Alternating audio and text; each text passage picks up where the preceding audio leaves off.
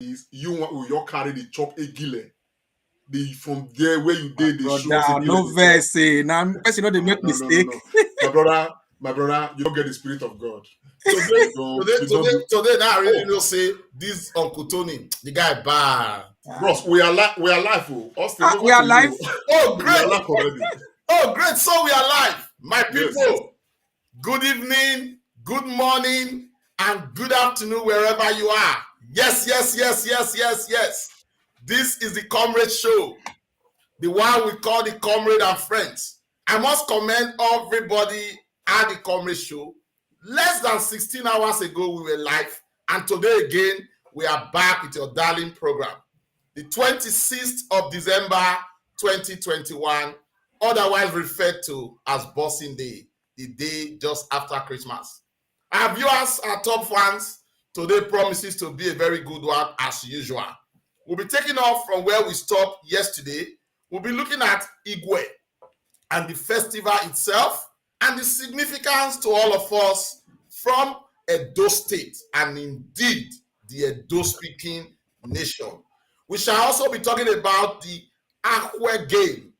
Remember a few weeks ago, we had a gentleman that came to the studio to talk to us about it. The game is starting in 1 week time, I think precisely January 1st, so January 3rd, 2022. We shall be talking about that. And of course, we have the big elephant in the house, which is indeed the Igue celebration. We'll be talking about that. And we are expecting a guest to be with us. He will be joining us at some point before the end of the program. So without further ado, I just want to call on our dear Musketeers and the CNC in house to say a word or two to our viewers. For the records, my name is Augustine Iremira. And for the sake of this program, I'm often addressed as Comrade Musketeer Augustine Iremira. Without further ado, I'll call on my brother, our CNC, Comrade Lamte Bausariaki, to say hello to the people. Thank you very much, Austin Iremira. People of Edo State and Nigerians across the world, I salute you. My name is Comrade Lamte Oriaki, and it is yet again another edition of the Comrade Show. And this, especially as rightly put, is the Comrade and Friends, and the one the moderator has named the Sunday Tonic. And the beauty of today is that today is Boxing Day. I hope you are enjoying your time. Please stay back, enjoy the program. Make sure you share with friends. It's going to be very exciting because we are taking a look at our culture, the Edo culture. Edo to the world. Over to you, Austin Iremira. Thank you, Comrade Lante. According to Dr. Tony Agbons, we move. Today, you are specially dressed. You are done with your regular Christmas jumper. You've decided not to be like me and Dr. Tony Agbons. You've changed your cap now to the traditional one, and you have your EVA to adorn your beauty. I know in the course of this program, you're going to tell us more about it.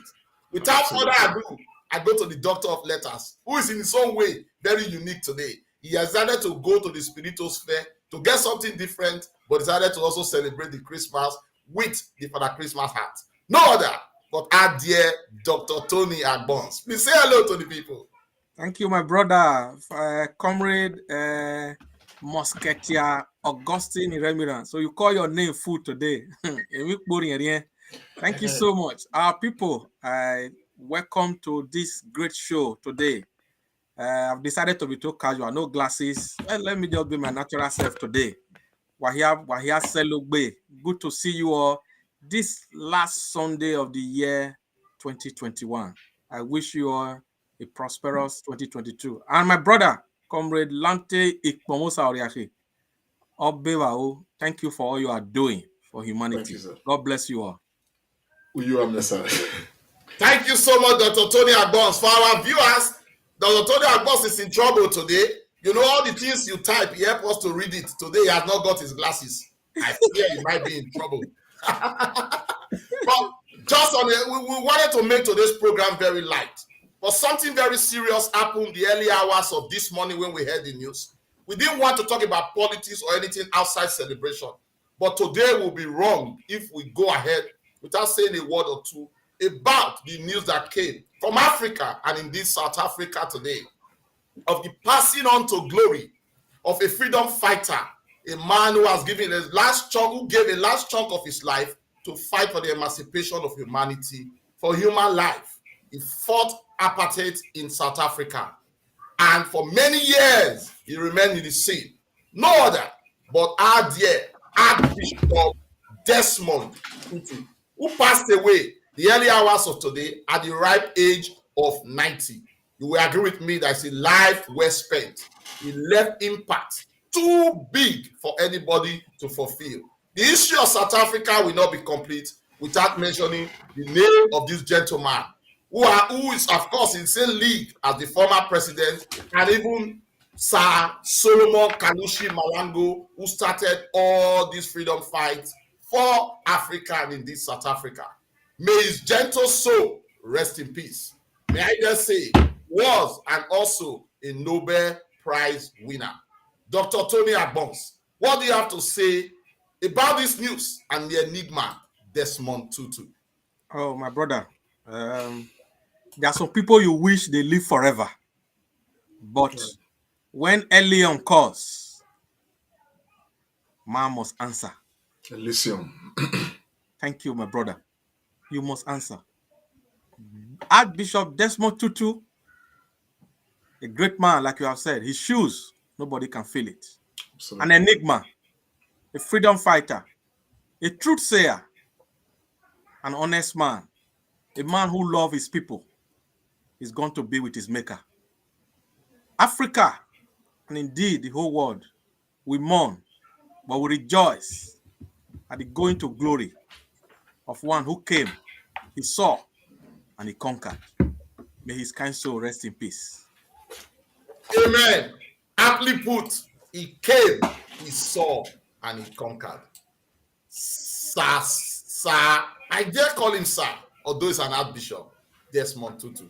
Comrade Show, what does this mean to you? And what do you have to say? An enigma indeed, Desmond Tutu, passing on to glory at the ripe age of 90. The beautiful ones are leaving us, bro. It's the last of the beautiful ones that we still proudly refer to. One of the very few ones left is just, gone.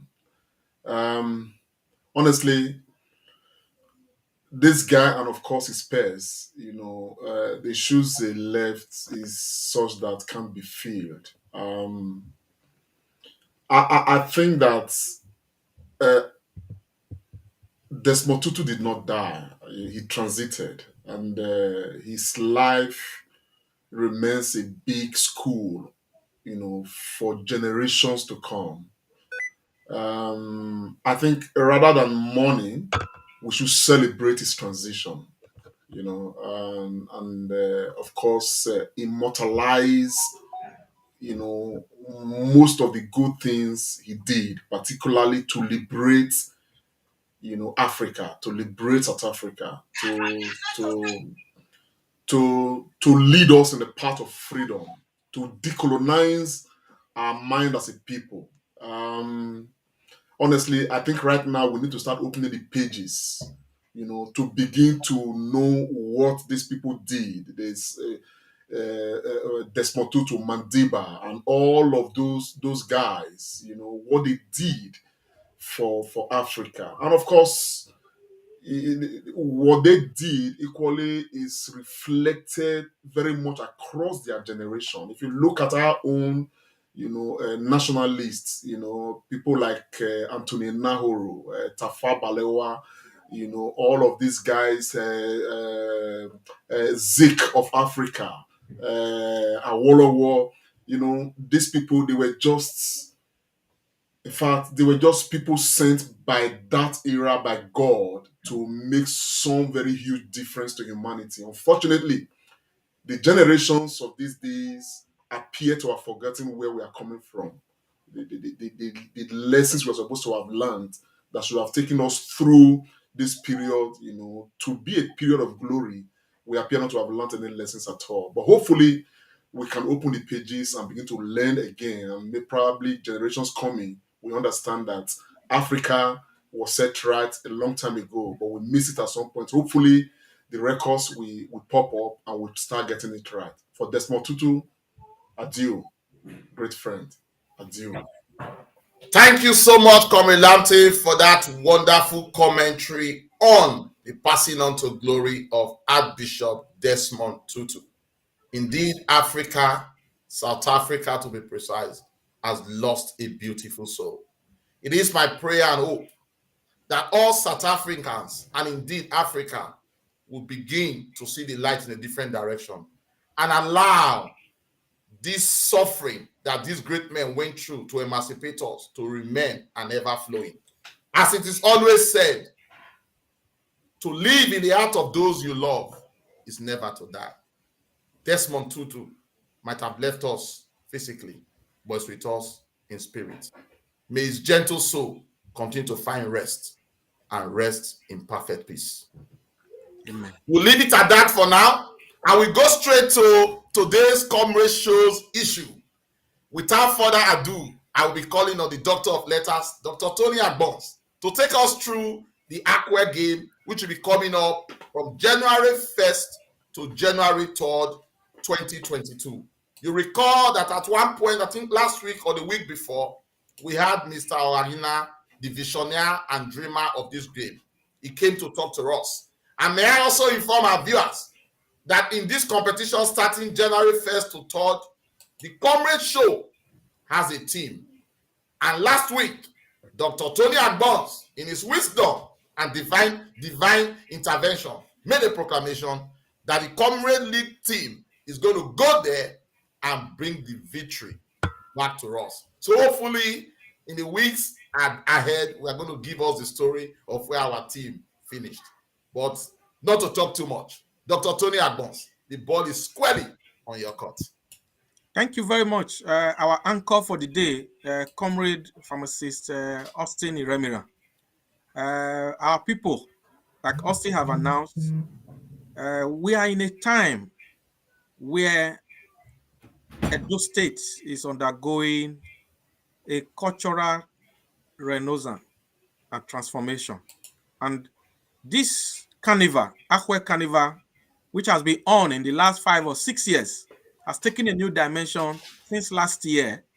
We had this carnival at Ugomoson village in Edo State, and it's in Uhonde local government area.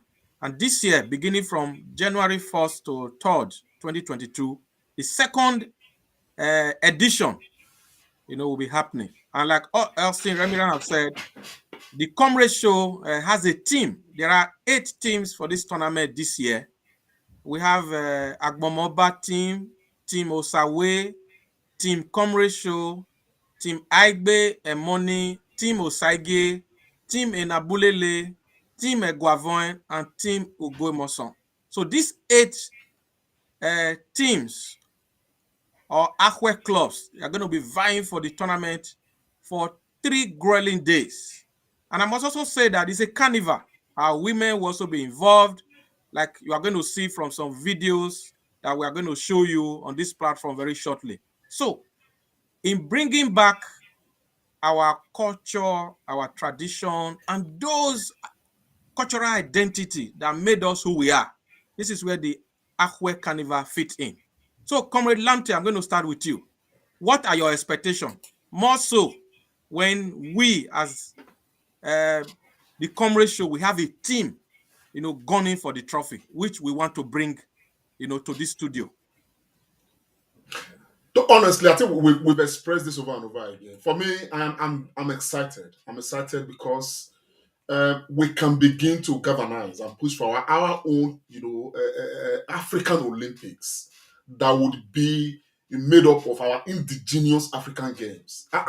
Look, from some of the footage we are going to be showing, our people will begin to understand and appreciate, us, our own culture. This is, we spent a long time talking about this yesterday during yesterday's program. You understand what I'm saying? The beauty of our culture. We are going to be showing some sound bites, of this same, a program from last year. So for me, I think it's the best that is happening right now. Like you said, rightly put, we are experiencing some sort of cultural renaissance. And it's very important that we continue on this trajectory. And that is why we are not leaving any stone unturned. We are going to be supporting, programs like this. And that we did not hesitate to enroll our team. As a matter of fact, right now, and we announced before the world, we are looking right now to recruit some of the best players of Ague game into the Comrade Show. Yeah. We want to sign them on. For as little as 15,000 naira, 20,000 naira, we'll sign some of the best players of Ague to our team. And so, for the Comrade Show family out there, you want to equally support the signing of any of the players, come on, reach out. Support us to get this going, because at the end of the day, we really encourage our people to be part of this process, so that the more the merrier. I'm glad we have 8 teams in this particular edition. Probably by the next edition, we probably will have 16 teams or even 30 teams. Who knows? Let it be a whole carnival until it's such a point where we say, yes, we are having African Indigenous Olympics. All cultures in Edo State have some peculiar games that are indigenous to them that, we seem to have forgotten. We need to revive them, give them rebirth, and, bring them to the fore, expose them to the world. This is what this is about, and this is why I am very, very excited about this, my brother. Thank you, my brother. What you have just said, if I'm to summarize that, it brings me to, something that one of our very own, proud daughter, Dr. Loretta, used to say. And he said, I think his dad used to tell him that if you don't blow your trumpet, it will going to get rust. I think it's one of his lecturers at Uniben. I used to say it. Professor Okonofor, I think, has that quotation. So we have to promote our own. I always say it. Edoya akpitan where no nyakmo gati osome. No manya ya heku. So translated, if you that own a dress, you call it a rag. Your neighbor will use it to do a dollar and use it to rub the mud. So, Pharmacist Iremira, based on this introduction, last year there were 4 teams, and now there are 8 teams. What are your expectations of this Ague Carnival beginning at Ugomoson Village on Saturday, January 1st, 2022? How you see them? Thank you so much, Dr. Tony Agbons. My brother, these are interesting times. There's nothing I'm going to say that yourself and Comrade have not said. I'm just very happy. The dream is just to see that all these are traditional games come to the fore. Ague was great last year. I expect 2022 edition to even be sweeter. By the time our viewers begin to see the visuals, probably they would understand. I also want to make a prophecy, because yesterday we had Mr. Bakari all the way from Italy.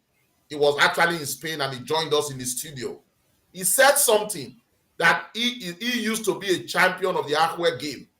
What does that say to me, Tony? It means it is no longer indigenous to that village at Gomoson, because Bakare is from Udo. So I see a situation where in the near future, there's going to be this game being played among villages. There'll be huge competition. Absolutely. If Bakare knows how to play this game, there might be many Bakares as well in Udo and many more villages. So I want to make a prophecy. Maybe not next year, not next 2 years, but hopefully when Ague begin to gain massive traction, there might be inter-village competition or inter-local government competition. I am just happy. And I want to encourage all our people out there, not only Ague. If you know of any traditional game that used to play whites in the village that you enjoy so much, why don't you try begin to galvanize and bring it to the fore? We must spread our own. If judo and other funny games can be in the Olympics, what stop Ague for being the Olympics? They call it the triathlon. You have to roll and do all those backsliding and all, and they put it in the Olympics. How much more our own that is very meaningful? I am absolutely excited and full of zest. I will even be happier if the Comrade team brings that cup to this studio. We are bringing it to win it. Because already we have sent our scout to go ahead and sign some of the best Ague players in that community. And I have it on good authority. Once the scout get to us, We'll sign the best player. We'll We are facilitate bringing the process. trophy to But this. let's watch some sound bites from Go ahead, last sir. year. Yes. Let's watch some From sound bites. last year's carnival. Yeah, last year's carnival.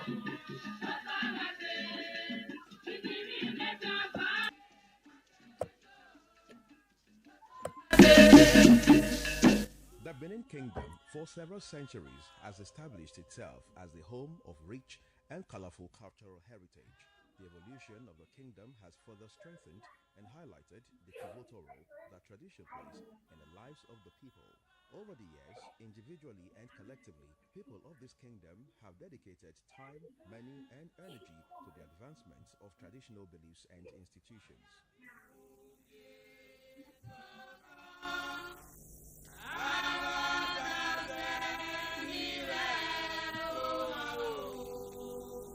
This is Ogomoso, a community in Uwode local government area of Edo State in Nigeria. It is about 40 kilometers from Benin City, the capital city of Edo State. The people here pride themselves as being peace-loving and culture-conscious. On this New Year's Day of January 1, 2021, the people in this community are being awakened to an age-long activity, however, with a new consciousness, the Ague game. It is a 3-day event that has been scheduled to run between 1st and 3rd of January 2021. While this game has always been an exciting and fun part of the Benin culture through the passage of time, however, its popularity had greatly diminished, while some believe the advent of the internet and social media has led to the relegation and near obscurity that this once beloved game has been subjected to. There is a crop of individuals resolved to ensure it never slides into obscurity.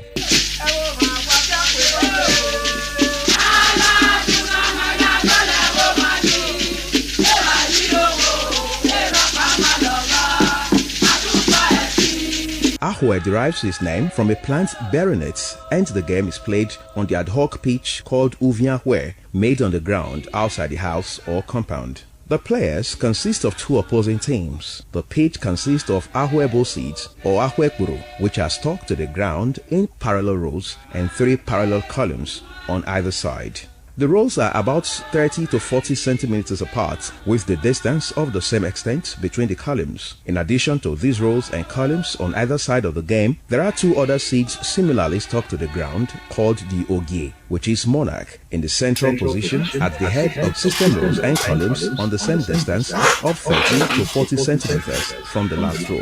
A central line is drawn on the ground separating the 2 teams. The strategy of the game is that each team tries to knock down as many seeds of the opponent. The first team to knock down all the seeds of the opposing sides is declared a winner. Ague game involves spinning skill, aims to knock down the seeds while sportfully balanced to stretch the arms and call the seeds between fingers with the art of spinning the Ague, aiming to strike the aimed seeds. To start the game, a player on one side takes an Ague seed, spins it to opponent's side, citing a standing seed. If the seed is knocked down, it is removed from the pitch. Similarly, a player on the other side spins a seed to the opposing side, aiming at a standing seed. If that seed is knocked down, it is removed. Sometimes, a skillful player can knock down a seed, which in turn knocks down one or more other standing seeds.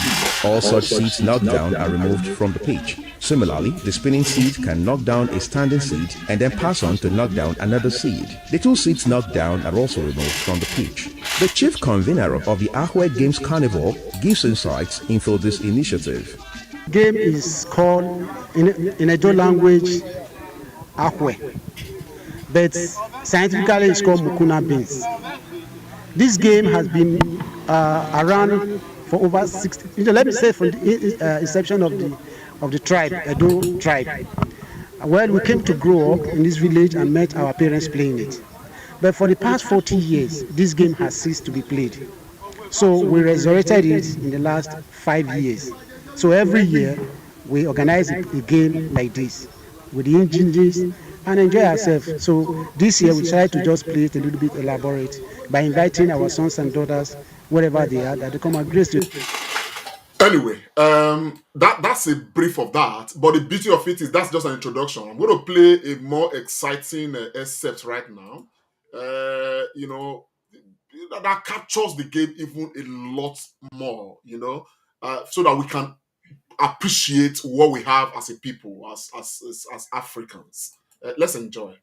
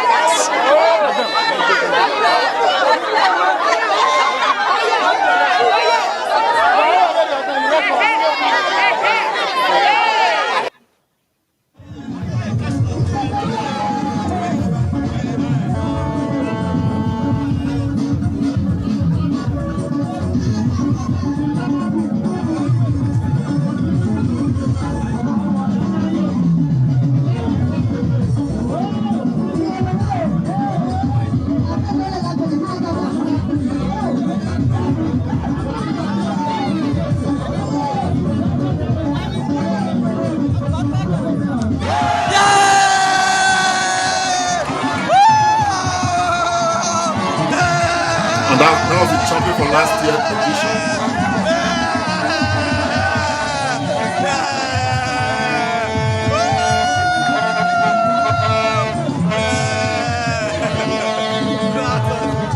And we are looking to sign it up.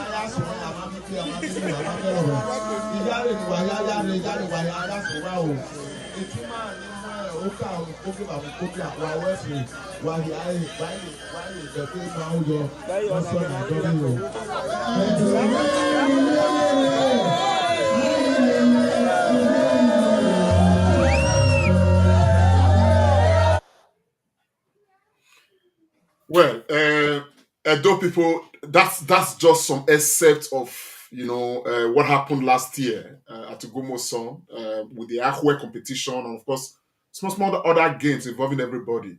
The beauty of what we just shown just now, you could see even our mothers, they have very exciting games, to that they can take part in, So at the end of the day, my brothers, I think that this is something that we should encourage, call for support, sponsors, everything to make this very big, because at the end of the day, we have many aged people, elderly people who cannot, they don't belong to the age of soccer or judo or the current contemporary games, we play, but they know the games we play, from our own traditional roots, our cultural roots. Eh? Agakpolo n'oge ma, agadolo n'oge ma. All of these things, this is who we are, and we cannot just let these things, go by like that, my brother. So I'm really excited. I think this year is going to be even more exciting. Over to you, bros. Your audio, sir, you bring it on. Thank you very much, my brother, Comrade Lante Kpamosa Oriahi. And like Comrade Austin have said, every part of Edo State have games like this. We have so many games. We have Ikoto, we have Ogirise, we have Ikpaba, so many of them. And these things. And somebody just posted on our chat here, Facebook. He said, this is what they do in old days when everybody love each other. And my brother, Osas Good, I'm happy to tell you that this, what you just watched, was the carnival that took place January 1st to 3rd, 2021. And the one we are talking about now is going to happen January 1st to 3rd, 2022.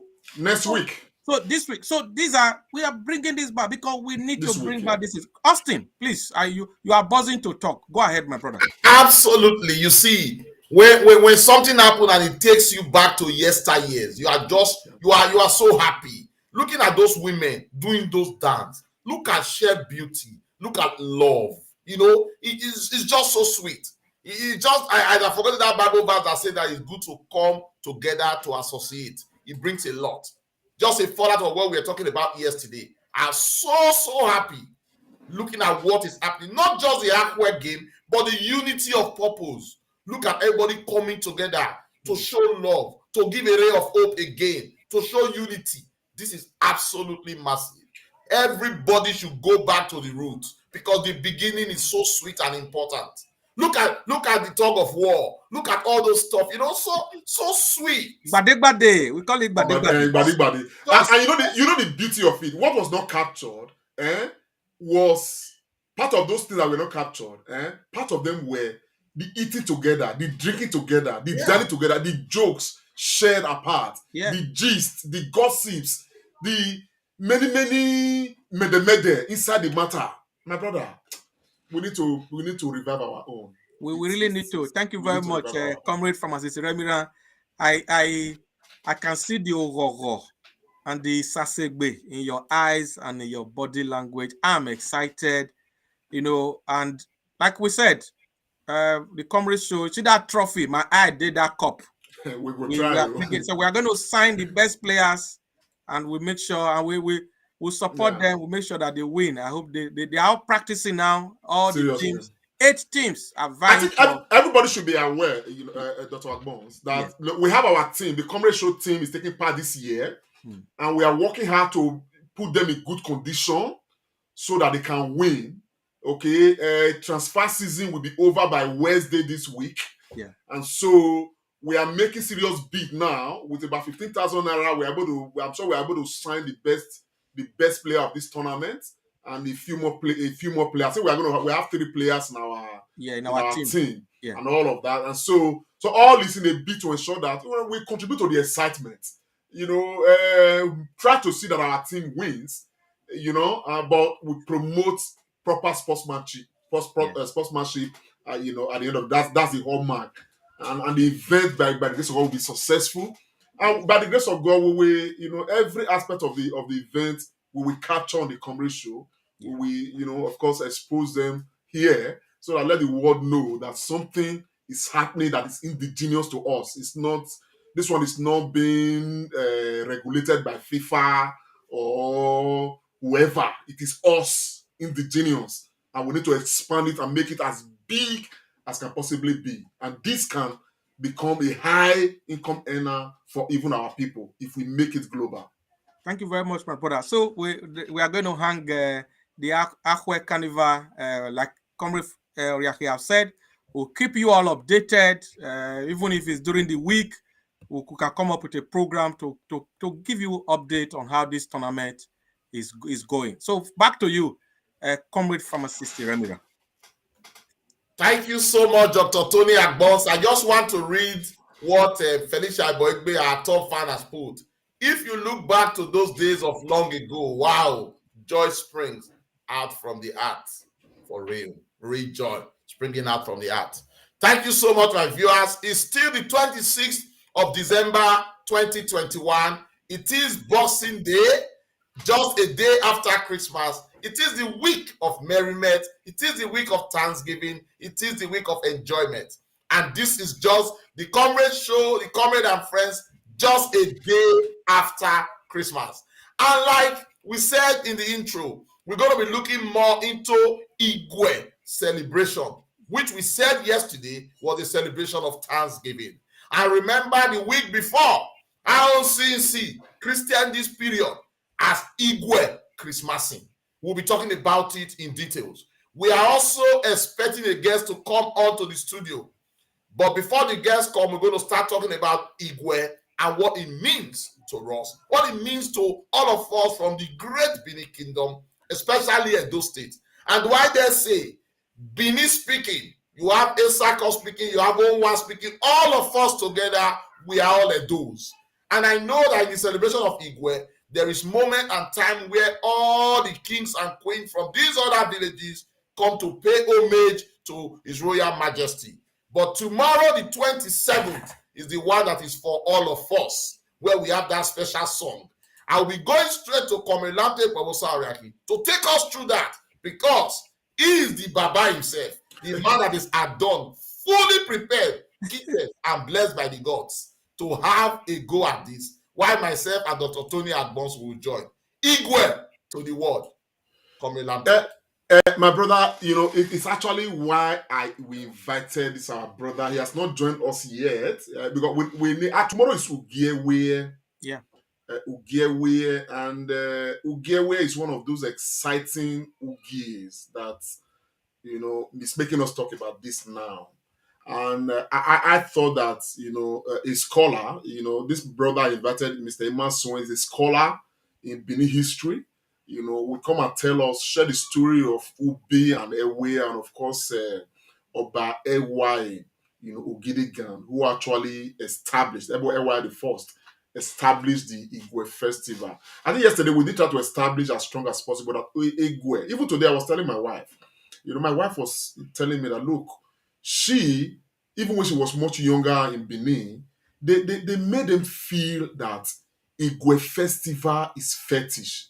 To the extent that, somebody else called in earlier today, who was happy at what we discussed yesterday. And the person said that she grew up, being understanding that Igue is fetish. That to the extent that when they bring food for them during Igue festival, okay, proper pandadian, plenty of meat and all of that, they will go and put those food in the bin, because they had been told that Igue festival is fetish.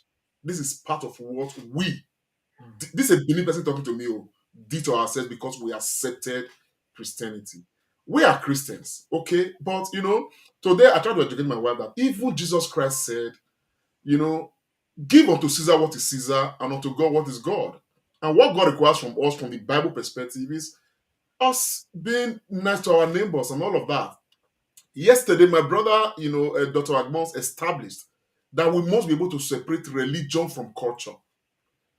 The Europeans are very religious people, and yet they ensure that there is no clash between their religion and their culture. You go to Spain, the most holidays you have in Spain, they are cultural holidays. San Fermin, Pilar, different kinds of, festivals for different regions. Some have become international, like San Fermin has become international. You may have seen it. They bring tomatoes, millions of tomatoes. People swim in them, run with them, play with tomatoes like no man's business. If it's our own now, they'll call it Mami Water tomatoes. They call it Mami Water or fetish something. Yeah. So Igue Festival, we established very strongly that Igue Festival is a renewal festival. It's a festival that chases away what's it called, bad things from the system and invites good things. You know, it's a festival where you renew your head, your AE. You know, because if your head is able to lead you right throughout the year, you are safe. You want to, you know, renew that head, and of course renew your commitment to your AE, to Akbama, to Oriole, to Akbama Kodi Udazi, say Uwese Baba. And I told my wife, I said, during Igue, we don't pray to anything. We pray to God directly. Though people that are not fetish people, people are not fetish people. Every juju you find in Benin, they are all borrowed. Ogun is from Yoruba land. Omila is from Yoruba land. None of them is our own. Olokun is from Yoruba land. They are all borrowed religion. So we don't borrow this thing. We don't have Osanudazi Mathieu. The only religion we have is Osagbaye. Okay, and that's the only one for the Benin people that is naturally the Beninese.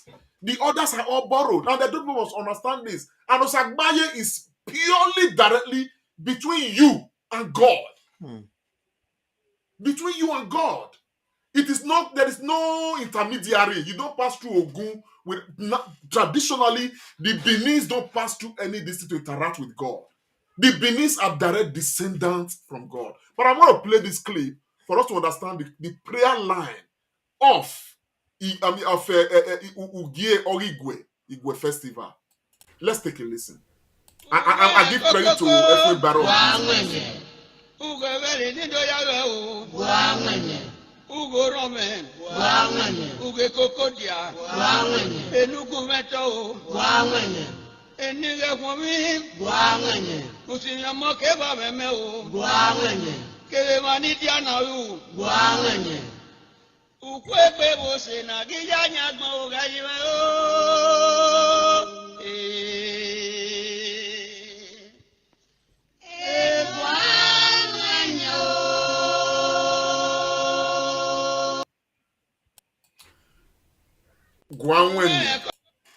It's this is just an excerpt of what the prayer is like. You understand what I'm saying? You pray, sanitize your head, sanitize your environment, sanitize your neighbors, sanitize, usher in good things, pray for good things directly to God. You know, and the response is guanwenye. You understand what I'm saying now? I mean, this is what we grew up with. And today is highly eroded. A lot of people don't want to practice anymore. People lock their gates. They don't want even people who are coming with the airway, ceremony to even come near their gate. This is not fetish. We need to open doors for these things and all of that. But before I play more assets, Mr. Remira, Comrade Remira, I know you've been with smiles there. What I mean, so far, what is your perception so far? Thank you so much. Thank you so much, Comrade Lamte. I grew up in Benin City. I never associated the Igue so much with any fetish thing, although we know that there are some traditional things that you need to do. I also think that probably maybe the Benin Traditional Council has not done enough. Maybe there should be more information, more publicity, and sensitization to the people so that they understand all these things. And I also want to say, Comrade Lamte, while we are expecting our guests, if it's possible for you to open the lines, if you know our fans out there that know a lot about this tradition, nothing stopping from ringing in just to educate us and also educate our people, because it's good for us to know. I've displayed the number there. Like in the UK, when you are giving order of the British Empire, you go before the Queen to prostrate, and they put the sword on both sides. And even today, our Prime Minister, as big as he is, as mighty as he is, as exalted as his office, he must see the Queen every 14 days to tell the Queen about how his government is going. This is how they've been able to match politics with tradition. And they've kept it in that level. So probably we haven't done it so well in our different places in Nigeria. That's why it's turned out to be this. You have explained the tomato issue, how they do it in Spain. There are so many traditions that we celebrate. The Halloween is not celebration of the witches. Are we not enjoying what the witches did now in the good place that we are living? So everything is how we how we bring it out, how we package it. And like you said in clear sentence, Christianity is Christianity. The conclusion is in Ecclesiastes. Oh man, Tony, oh man, comrade, fear God and keep his commandment. On the last day, God is going to ask you. So it's just because people have refused to have that understanding. Growing up, there is one man in Benin I used to like and respect.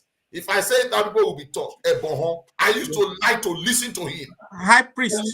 I love all the things he says because I'm able to decipher what is good and what is wrong. So overall, it is good. We must thank the Omonoba Nedo before this, who globalized to this extent what Igue is today.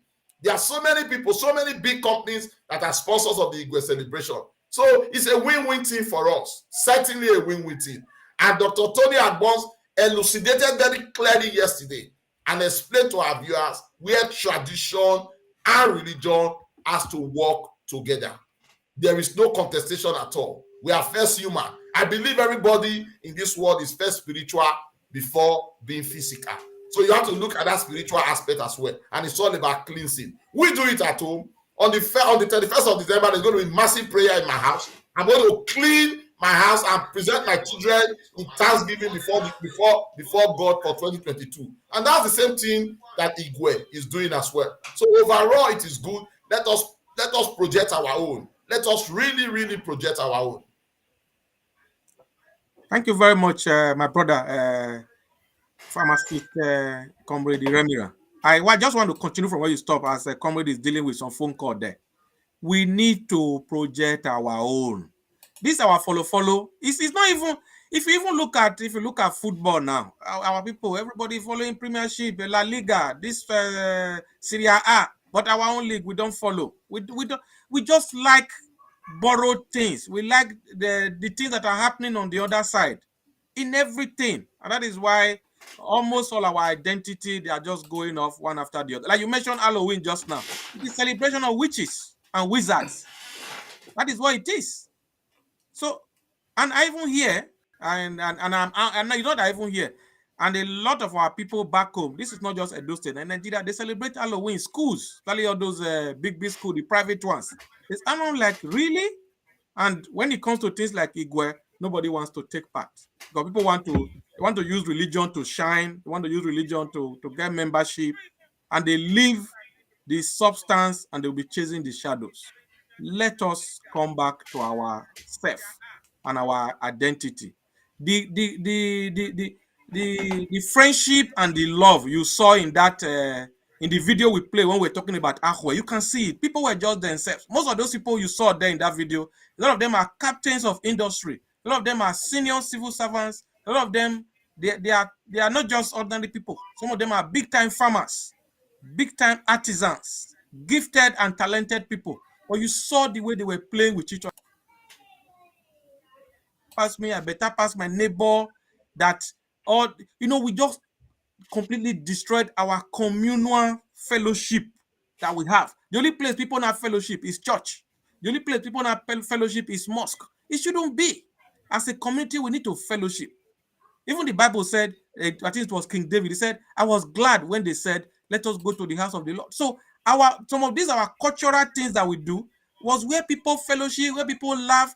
I used to take part in Ibota, where we will go to different houses in the community to go and listen to stories. And at the end of that storytelling, those our fathers and our mother will not tell you, we marry where what is the moral lesson in this story?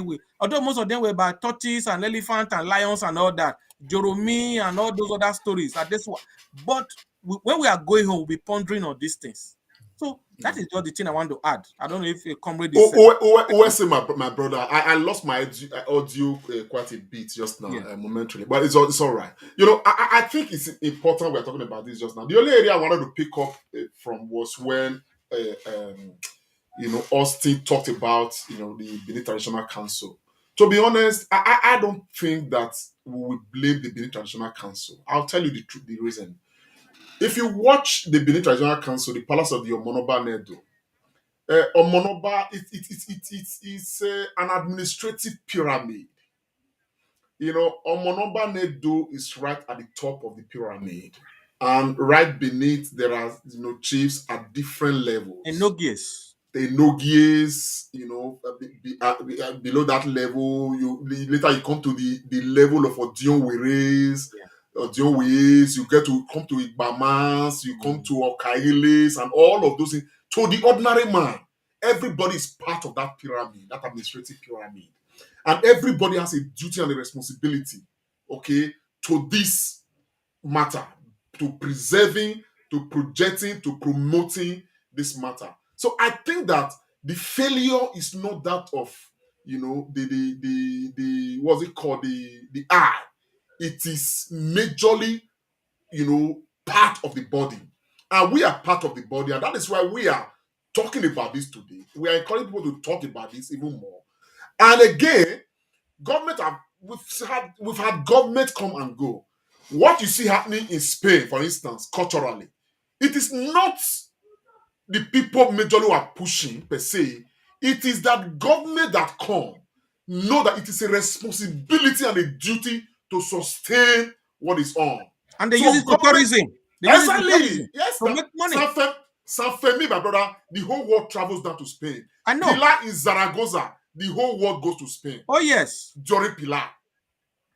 You understand the picture of what I'm saying now? It's a high income earner for the country. And so the government makes provision to it so that the thing accommodates everybody. Hotels are filled up.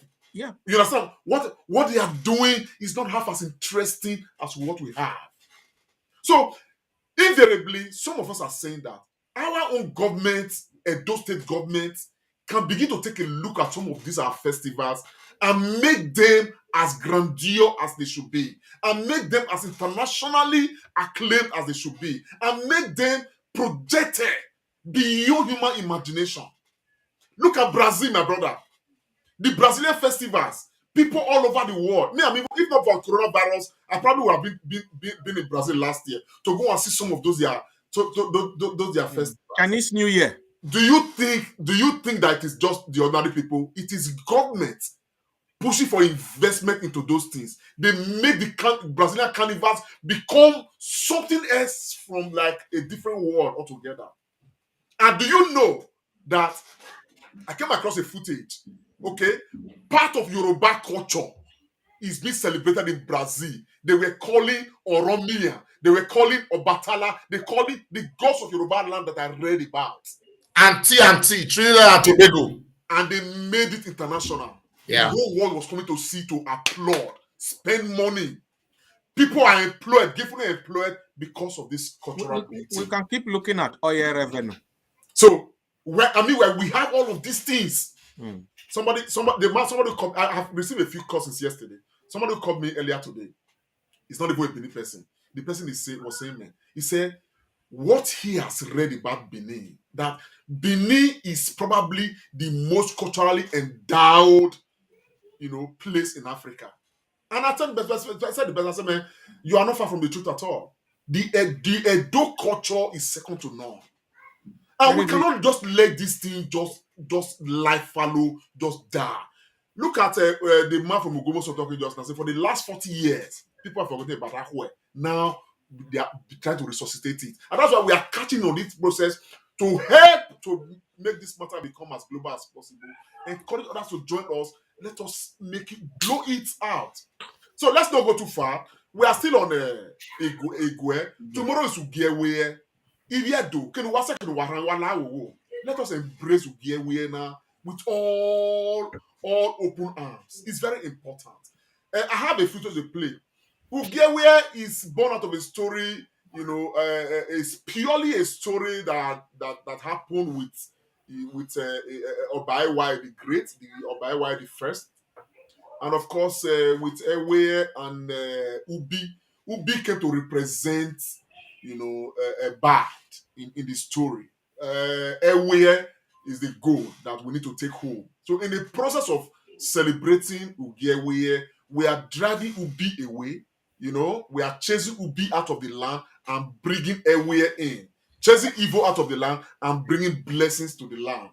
That is what these things come. And that's why I'm going to play this next footage to see how we celebrate, asking all evil thing to go with Ubi out of the land. Let's take a listen and just watch.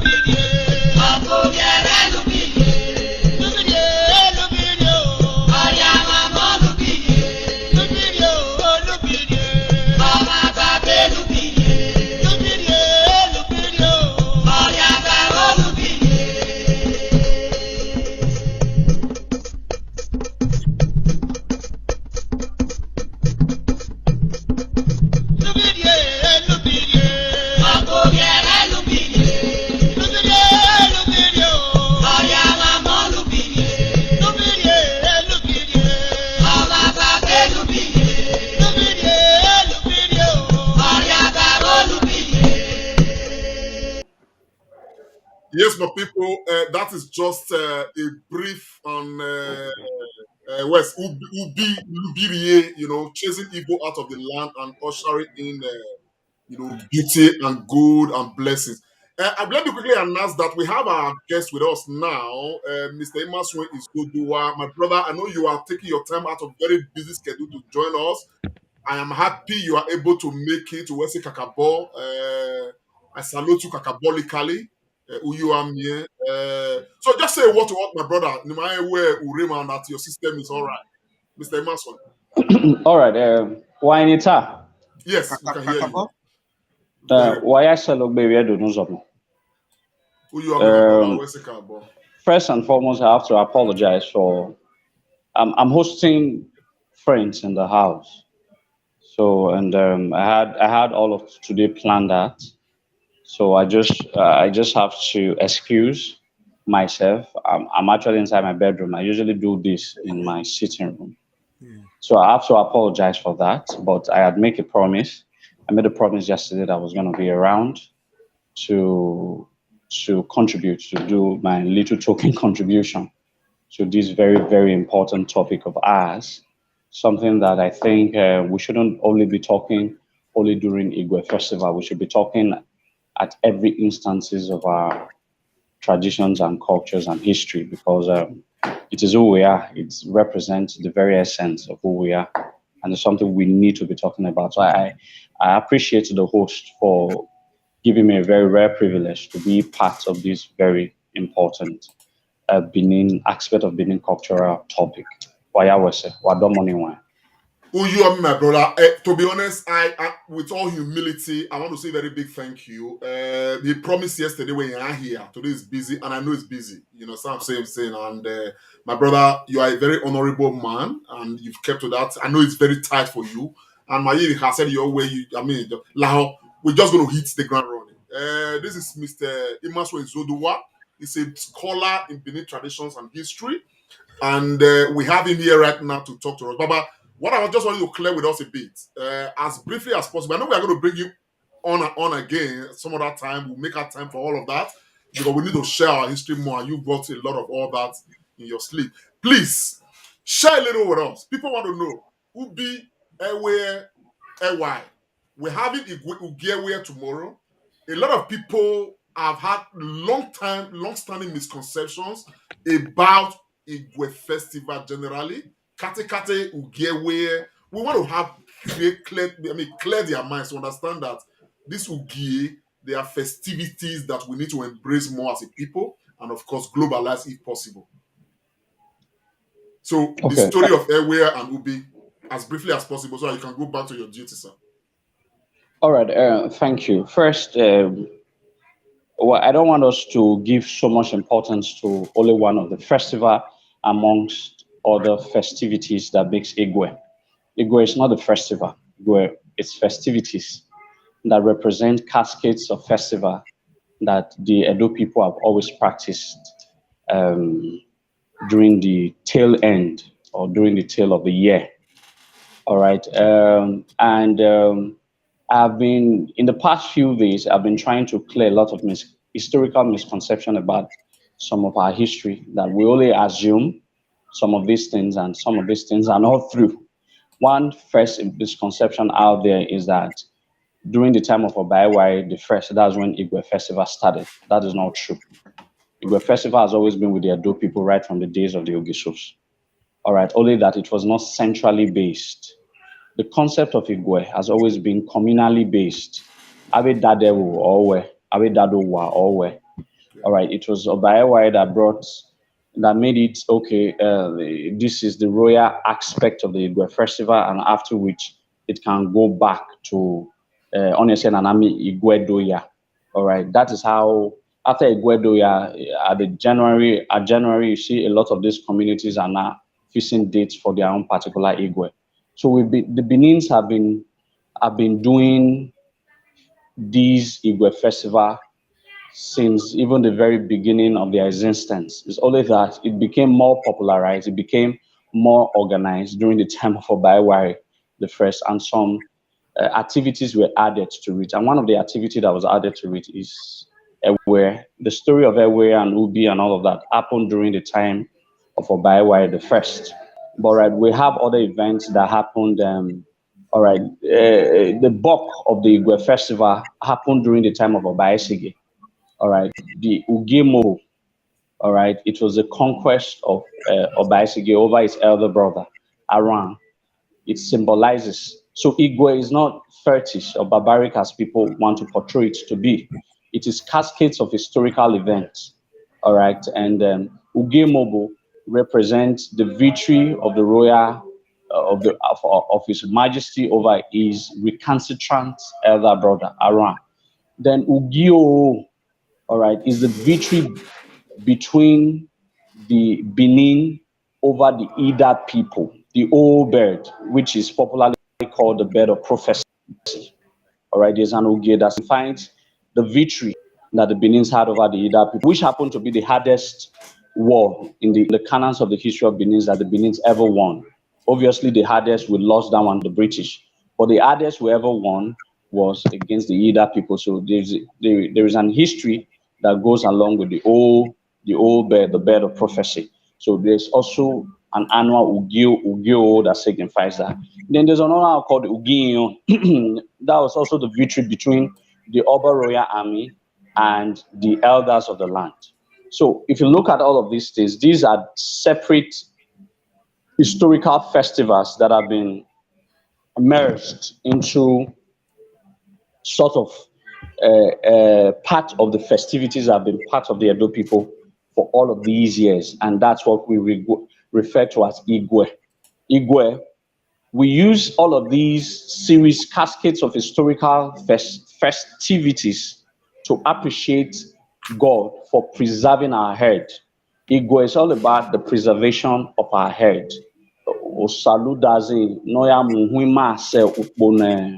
And the new year, that sort of. So the Igue, we use all of these series of historical activities to appreciate God for preserving our herd. And that is the summary of what Igue represents. But within the Igue, you have different Ugie. Ugie are festivals.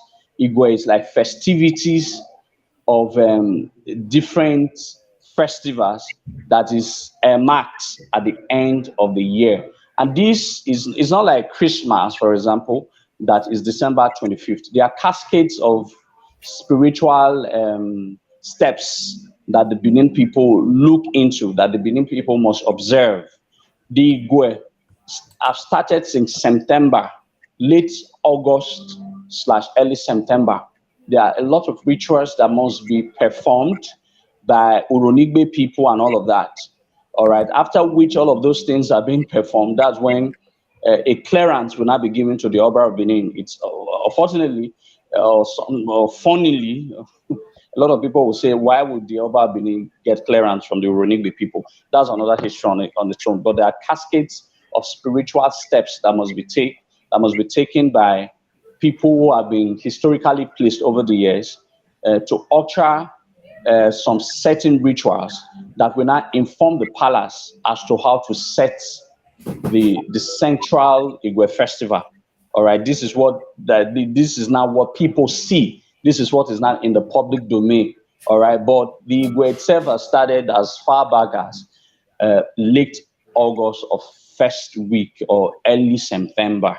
All right, so I think okay, I think I'm done generally with what it was. So, but you asked specifically about talking about the story of the Ague. But before I talk about a brief history of the Ague and all of that, you must also understand that Ague, the day of Ague is not actually tomorrow. I think tomorrow is Iguedoya. Ugewe is on Tuesday. It's next tomorrow. It's on it's 28th. All right. Tomorrow is Iguedoya. Then on the 28th is Ugewe. All right. Ugewe basically is the first day of the year of the Benin calendar. So in other words, according to our calendar, on the 28th of December is our Happy New Year. All right. A lot of persons have to be aware of that because we run a lunar month, 28 days. 28 days that makes the year because we have 4 days that makes the week. The Benin calendar is 4 days makes a week and 28 days makes a month. So if you calculate it, we have almost about, we have 13 months, 13 lunar months, and 28th day of December is the first day of the Benin lunar year. All right. So people should understand that Ugewe ushers is our Happy New Year. All right. It's just that we've not been doing so much work to popularize all of these activities, all of this history, and that's why we feel that January 1st applies to those the Greco-Romanian or Greco what's it called calendar. Yeah. Roman. Greco calendar. Okay, Greco-Romanian Roman calendar. Greco-Roman all right, calendar. Yeah. Calendar. That's not our calendar. Our calendar, it's Ugewe signifies the beginning of our new year. All right. The story is very straightforward, but I'm an historical revolutionist. I don't tell history based on general perspective. I tell history based on how it is. All right. Ubi might not really be a very bad person as she has been painted over the years to be. She's probably the first feminist, all right, in Benin history. All right. She was wedded to Obaiwai the first. And she didn't just like Obaiwai the first. She didn't just like him. It's like she was a very opinionated woman. All right. Although the Benin's have painted her bad as wicked, devilish, and all of that, she wasn't actually devilish. She just didn't like Obaiwai. She didn't like the Oba, which is it's impossible not to like the Oba. The word of the Oba is final. How come a woman who is so opinionated? So she made it practically impossible for the palace to have rest of mind. She made it practical. She brought all the bad characteristics any woman can have. All right, it became unbearable. She needed to craft formulas. She needed to come up with ideas to make the palace reject her. Not like she was actually wicked as she's being painted. I'm sorry I'm saying this. It's not a popular. A lot of these historians don't get to write this. But like I said, I'm an historical revolutionist. I don't believe in the popular Benin history. I believe in the authentic Benin history. She wasn't really a wicked. She didn't just like the Oba of Benin. All right. It's a matter of, in order for you to kill the dog, you give the dog a bad name, and that's what happened. So she was named bad in order for the Benin to give a picture of that. She was a wicked woman and all of that, to make her feel, to make her regret her actions that she took while she was in the harem of the Oba's wives. So eventually, the father was Ogeka. All right, there are two Ogeka. There's Ogeka and there's Ogeka. All right, Ogeka is the one at Eka. Eka is at present-day Sapler Road area. But the one in question was Ogeka, which is at where they call Ague Junction. Ague Junction. There is an Enogie that takes charge of that area. It's called Enogie Duongeka. All right, that was the father of these Ubi, and he was also the father of Ewe. So when eventually the father discovered that his daughter rather had made it practically impossible for the monarch, the unbearable characteristic that she portrayed, or a character that she portrayed in the palace, she needed to plead because he understood the gravity of the offense being committed by the daughter. But the daughter was just looking for a word that, I don't like this man. I don't like him. I don't want to get married to him. So eventually, he had to plead with the Oba of Benin that he will need to replace her with another of her daughter, which was Ewe. The Benin recorded that the day Ewe came, Ewe was a direct opposite of what Ubi was. She was calm, she was peace-loving, she was all that signifies. She was all that signifies great goodness and all of that, humility, gentleness, and all of that. All of those fantastic characteristics that people will refer to in modern parlance as wife material. She had all of those things and even more. All right, and even more. So eventually, she came into the harem, and the day she was coming, the other women that takes care of the Oba's wives, the Elois and all of that, they had to pursue Ubi using the broom and all of that. Ubiri, then everywhere had to come. It's like, since she has already been tagged as demonic, as evil, she needed to be properly sent out of the palace while welcoming the beautiful, the humble, the calm Ewe to represent, to take a position as a replacement, as a far better replacement. And Ewe eventually became, actually brought peace and all of those goodness that comes with a good woman to the palace of the Oba Abini, which was in contrast of what Ubi represents. Since that day, the Benins believe that Ewe signifies goodness and all of those beautiful things, and Ubi signifies all that is bad. So in order to usher us into a beautiful new year, we have to send out the evil Ubi, tagged evil though. Like I've said, I don't think she was evil, all right, but she portrayed bad character to the Oba of Benin. Not that's because he didn't like the idea. It's just like now, not everybody wants to get married. Not anybody wants to get shooked in the palace. All right. Even if there are some people who you want to marry into the palace that don't want to be part of the palace arrangement. No matter what you would do, that's going to make them be part of this. It's exactly what happened somewhat about 500-600 years ago. She was opinionated. She was the first of her kind in the history of Benin, probably the last. And because the Benins have not experienced that kind of a woman who was so self-confident, who probably people will refer to as a feminist in modern parlance, and then so they had to tag her being demonic. But however it is, in the true context, she represents evil that was swept out of the Benin, that was swept out of the palace, and Ubi was the direct opposite of what Ubi was, and Ewe was ushered in. All right, and so it's a significance that, we are entering Happy New Year. All right, we'd have to send all the bad things that comes with the new year and have to usher all the good things that comes with the new year. So that's why I have established in the first instance that the day of Ugewe signifies Happy New Year in the Benin calendar. So I think I would just round up. I will just end here for now. If there are any questions or further questions, I'll continue with that. Thank you. Thank you very much. Dr. Agbos, I'll start with you.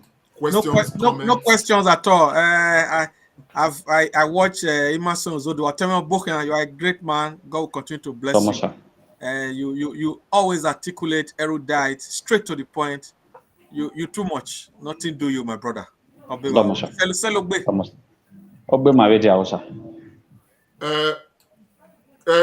Sister Remira. Question Well, comment. I just want to join Tony Agbons and yourself to say, Ogai Maswen, you have done noble. God bless you very, very much. And I wish you the best of 2022. But I want to make a proposal to yourself and also to Comrade Lamptey. I think the Benin culture and history is so massive. We can't finish it in one day. What I would think is to get Mr. Izodua to come again. Yes, and this time, let's not rush. Let's take one topic after the other so that you can truly dissect it. I'm interested in that either fight because I know the story and I would like to talk about it again. But overall, I'm very grateful to you. And I think from the comment from our fans, you can see that they are really interested. We need to get you back again. But we must also let you go and attend to other pressing issues. But with what you've said, it is really sweet. God bless you. Thank you, sir. Mr. Zedwa, I must thank you, my brother, and Iselugbe. You you brought a dimension as a revolutionist, and a historical, a revolutionist that you are. To give a leeway to Ubi as a feminist. A feminist. Probably a feminist. Yes. Feminism in our own, I'm just trying to provide, what's it called, a broad perspective. Feminism in the time of Obaewa was not acceptable to the kingdom. It was a taboo to be a feminist in present-day balance. The issue of feminism and what goes with it as it is known today. In the era of Obaewa Ugidiga, it was a taboo. And if you are feminist, you are a demon, you are a devil.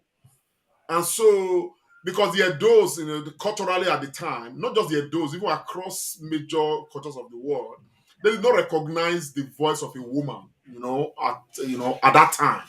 Women should just be consigned to where they belong. And so, Ubi, being that woman Ubi should have fit into this present world that we are in right now, not in that era. You understand what I'm saying now? So, coming from that era, so I think I still want to believe that at the time, because of what it was obtained at the time, the Benis probably may not have gone wrong to have rightly labeled Ubi, as devil and demon, as the case may be, and all of that. But as I just said, they may not have, because again, that was what was obtainable at the time. But if we try to use the brain and the wisdom of today and the happiness of today to begin to look at that time, we probably will begin to sit down and even call our obas demons themselves. You understand the picture of what I'm saying now? But we must look at the time, and what was obtainable at the time to judge the time. But Jesus Christ was asked, when Christ was not, in existence, how were the Christians going to be judged? Or how are they going to be judged? And the right answer was that those who live by the law will be judged by the law, and those who lived, by the new arrangement will be judged by the new arrangement. So at the time, Ubi was demonic. I think I want to stand with.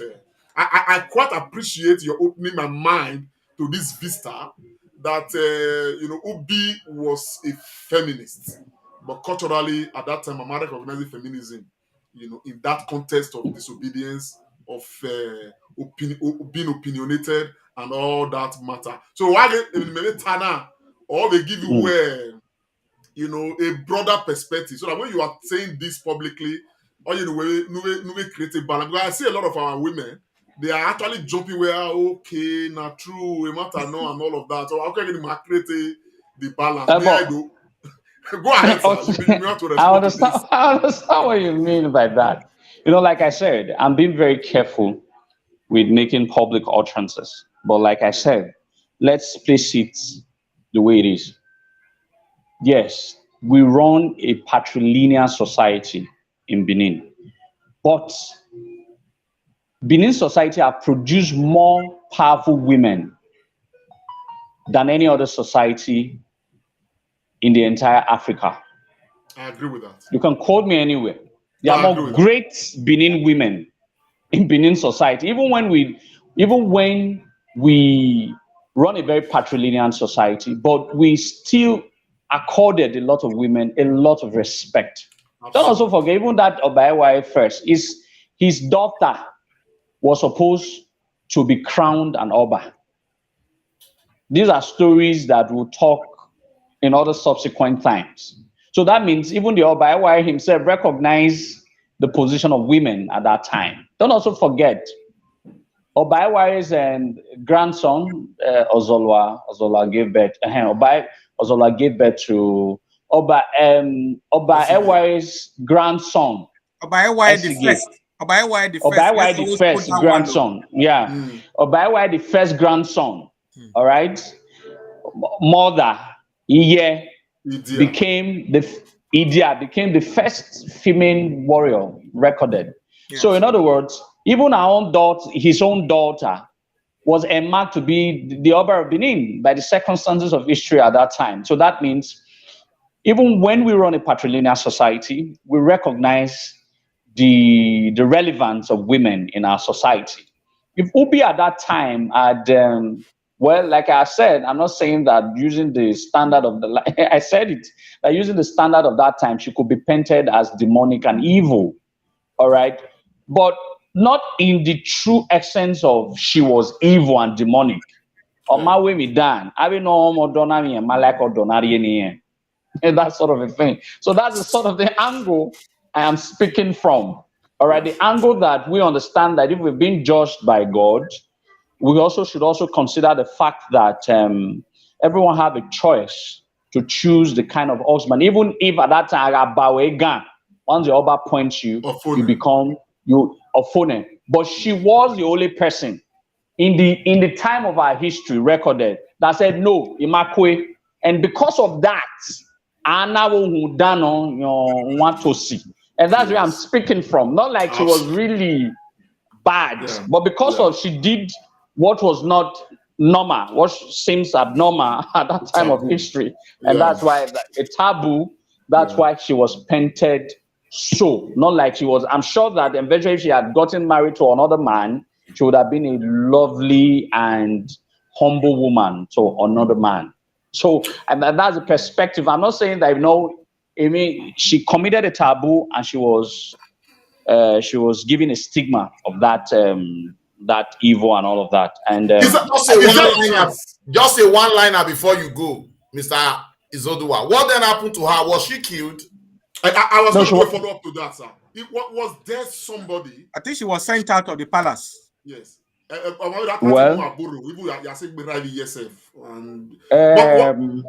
Was there a story that you know, sir, where Omati Aaron, maybe a lover that she was eyeing, Akedo Baigan? Ohani Baro.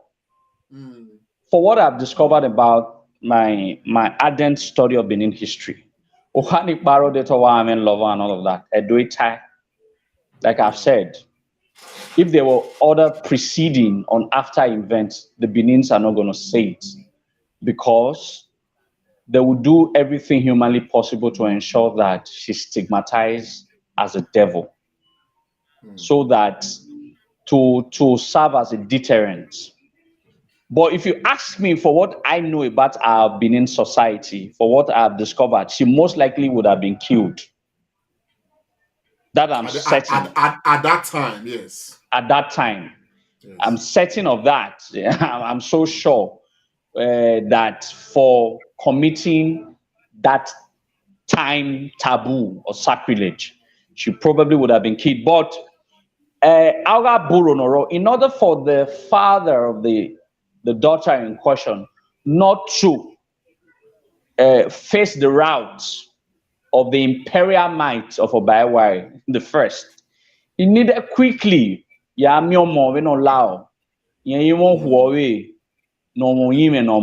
short, it is recorded that when Oba went for this Ubi, the Ogeka, this Enoge, had pleaded with Omo that because of she's opinionated. She's opinionated, she will not...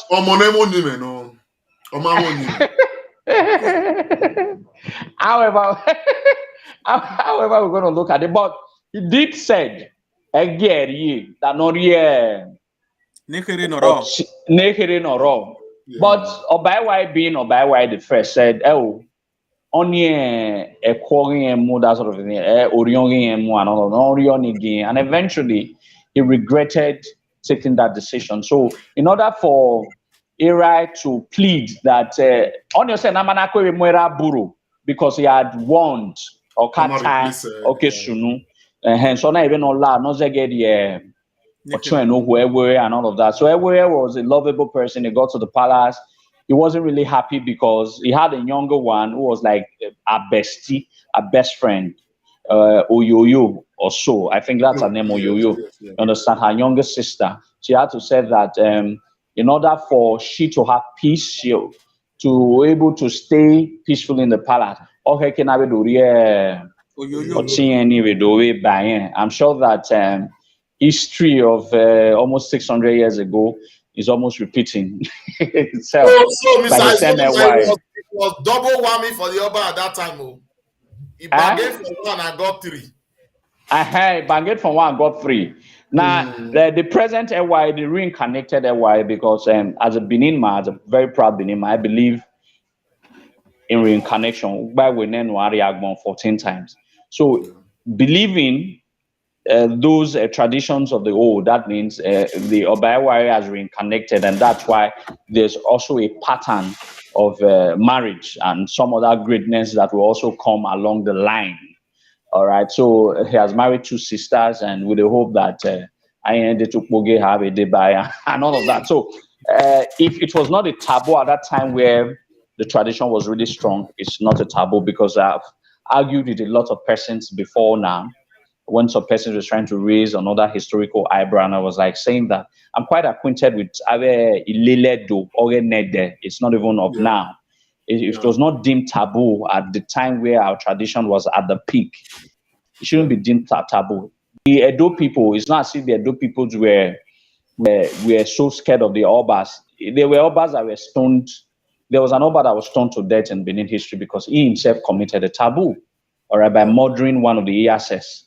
All right, so in other words, even the Oba of Benin, as great as he is subjected to the very laws of the land. So if it was not against the law of the land, so at that time, I don't think it's against the law of the time at this time. So I think I don't want me to rush this. Yes. Yeah, Mr. Izo, do I have to come back? Oh? Yes. I think all of them is playing out. But the beauty of this is this.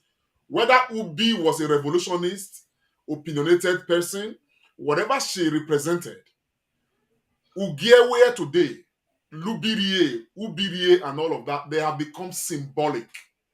We are no longer talking about Ubi, ex-wife of Obaiwa Ogidigan, number one.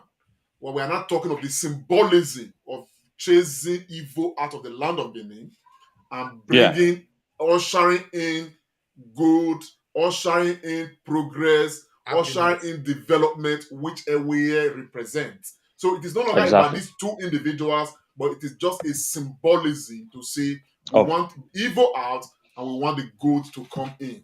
On that note, my people, I want to play this song that equally gives us, part of what we are going to be seeing the day after tomorrow. And please, thanks for correcting me. You won't make a mistake to think that where Ahua Ugie, where actually Ahue or Igue do here. It is tomorrow that all of those are going to, Gue, and Iahue, which is on Tuesday, is Ugie. So, but let us enjoy part of this that accompanies Ugie. Yeah.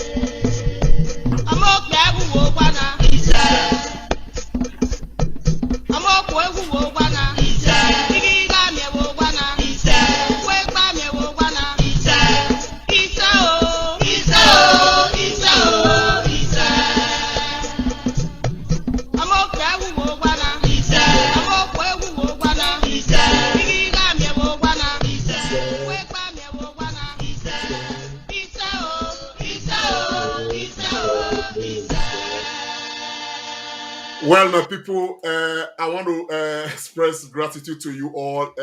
First, I want to quickly thank Mr. Izoduwa. I had been waiting for him. We needed somebody who is a scholar in our history and tradition to talk to us. And Izoduwa, right now, we're going to try to bring him back some other time, but we immensely thank him for, at least of course, letting us know what the history really is and all of that. So, Edo people, I think it's instructive to note, which is where we stand, to re-emphasize that major aspects of our culture, they are not fetish. And we need to embrace these cultures. We need to promote them, project them. We have a duty to do that, and that is what we are doing. We hope that the world joins us because we see other people, other nations, Brazil, Europe, and all of that. They project their cultures. Why can't we do same? And so it is all what it's about. So tomorrow, what's it called? Igue do here. Let's enjoy it. Let's be part of it. It's not fetish. Let's pray. Let's renew our minds, our heads, our soul, our everything, and all of that. And as rightly put by my brother who cleared the air for us. On the 28th is actually the Benin New Year, which is on Tuesday, when we are going to be having Ugie, it clamasses, most of these things and all of that. And so let's embrace this.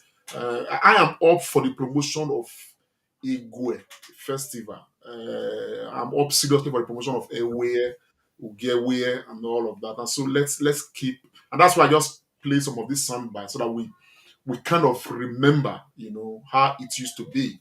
And now we need to try to see how we can project to make it even bigger. Austin Remiran. Thank you so much, Comrade Lamptey. I'm just buzzing. While that music was going on, I was actually dancing. I love folk tales. I love tradition. I love beautiful stories. It's really wonderful. And you can tell from the reaction from our viewers, so much comments. We've taken everybody back home. We've taken everybody yesterday. Yeah. And I think, seriously, Comrade Lamptey, we need to bring Imaso and Zodua back again. Oh, yes, sure, we are. And what we can do is to stratify the topics. Because when they are too much, we don't discuss them and get to the Tutu. So we look at them one after the other and really take them, I think our viewers, especially those in diaspora, will be very happy. And even many people in Benin, those states, some don't really know this story. Given that history has now been removed from our curriculum, it makes it even more difficult. But it's been good. And like one of our viewers said, she enjoys Comrade Show very well. But yesterday and today, she thinks it was good. And surprisingly, this was not planned at all. No. It just came from the spirit. Yeah. So I'm really, really happy. And it's a good way to end the bossing day and to lead our fans into the new year, because the new year actually starts from this week. Yeah. And like he said, 28th of December is actually the new year of the people of the great kingdom of Benin, like you rightly put it. Yeah. So I'm very, very happy, and our viewers, I think they really enjoyed themselves. I have to be honest. I have to. Let me quickly take permission for my brother, Comrade Dr. Tony Agbons. He has sneaked out. He's got a function that is going to actually take charge of any moment from now. So I expect him to be there shortly. So just the last word, because I'm going to play one last song, and it's Selogbe one for us to close the program. Yes, over to you, Austin. I just want to thank our viewers, especially those who have been very participatory today, for all your contributions. The Comrade Show is your darling show. I will continue to do the best to feed you with those necessary things that we need to face the challenges. 26th of December 2021, the year is coming to an end. I want to say, sorry to cut in. I think we have a caller who may want to say a word. Hello, sir. Please, can you reduce your device, sir? Ogbe Sena, domo sir. Ogbe Maredi Ahu. You are me, sir. We are live. Do you want to talk to me privately or you want to make a contribution? Oh, I have the opportunity to join the show following the subject matter for discussion. So I have something to add to what our brother has spoken to us and revealed to us today. Our brother Ague. Yes. Zodua.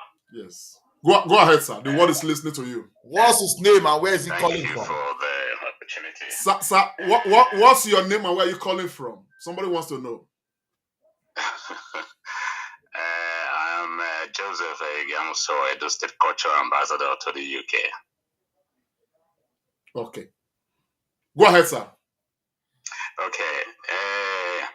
Yazebo, Yavizedo. Even if Nana Notima Nana Zere or Tanoroto Edenena issue. Now, Igue. To get where you know ya did here fair. Even you are not tired of so my only area no in Namata you way. For the benefit of those who don't understand the Benin dialect, which is the best language in the world, don't learn it, so I will speak English now. That story of where we just typified her as a human being that she was, and how she came into the harem following the exit of Ubi, and of course she had a younger one who also was named Oyoyo. Yes. Okay, they were very close sisters. Ewe was a senior sister to Oyoyo. Okay, and she was a younger one to Ubi. Obviously, their father, Ogiekai, was a very close person to the palace. Okay, that bequeathed the daughter Ubi to Oba Ewe. Following all the stories that we heard earlier on about Ubi, she was chased out of the palace. And for shame not to come to the father, Ogiekai, he had to send away the next daughter to the palace, who now took the place of Ubi. And Dana left Oyoyo as the sole person in the house, and she was lonely. And all of the time she was always weeping and crying that she wants to be with her sister, Ewe. I just want to quickly inference and also correct people of today's generation who were very critical of the current Oba Ewe II Nogidiga having married two sisters. Just to bring us back to history, that this is not the first time that two sisters have been in the harem of the Oba. Significantly, when Oba Ewe came as Oba Ewe I, so this story that I just want to add to what has been said is a manifestation or a testament to the fact that two sisters were also in the harem of the Oba at the time when he came the first time. Okay, so with all said and done with Ewe in the harem of the Oba Ewe the first, then the sister who became restless, unhappy, and all that home had to be taken to her to be with her in the palace. Okay, and the journey of leading Oyoyo, the younger sister, from her father's house to the palace, and as a welcome was where that song came. Where is not where no yo-yo. It's not where no yo-yo. Yeah. It is where yo-yo. And here yo-yo.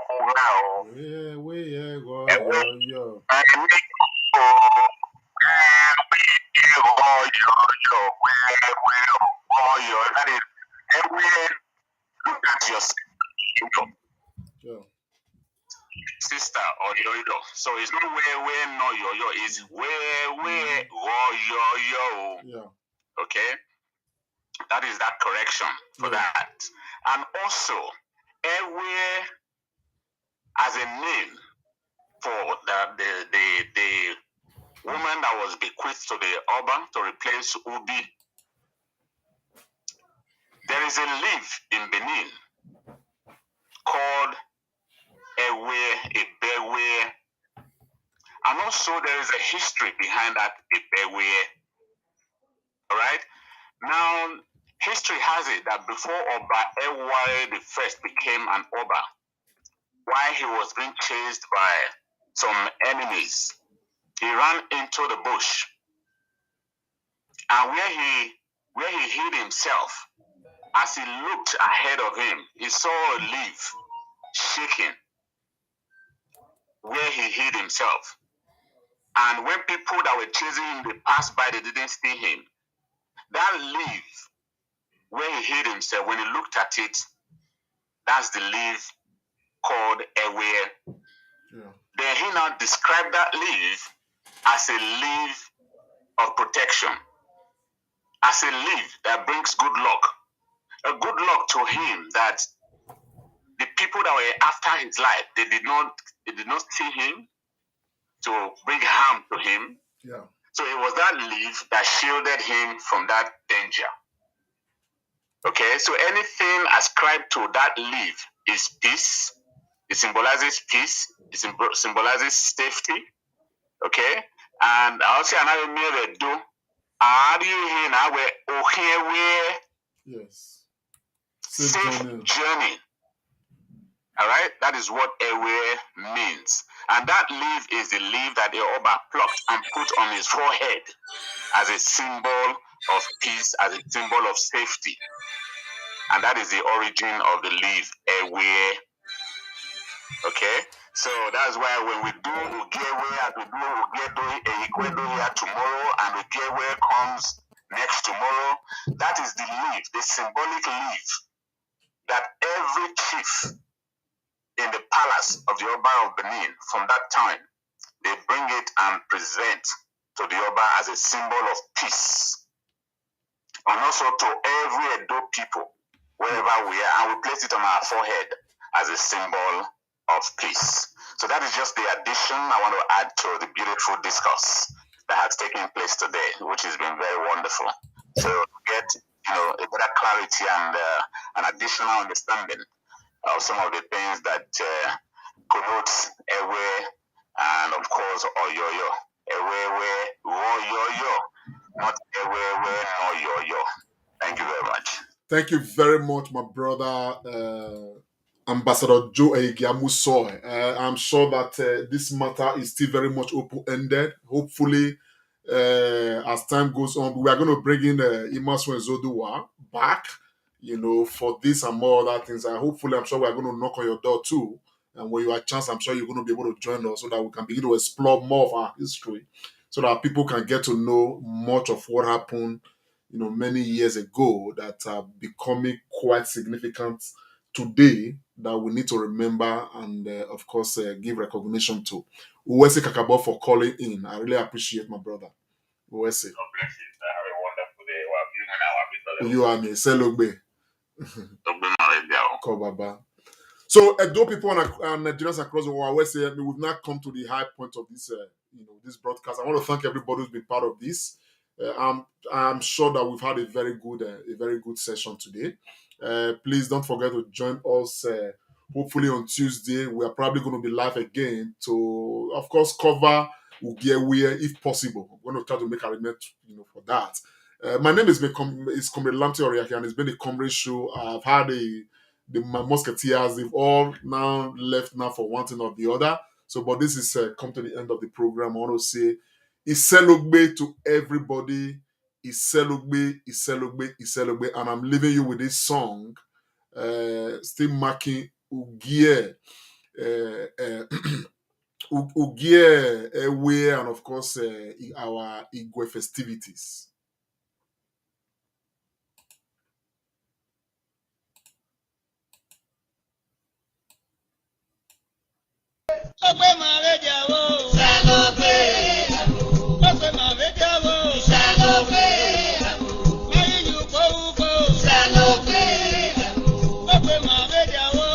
lókè.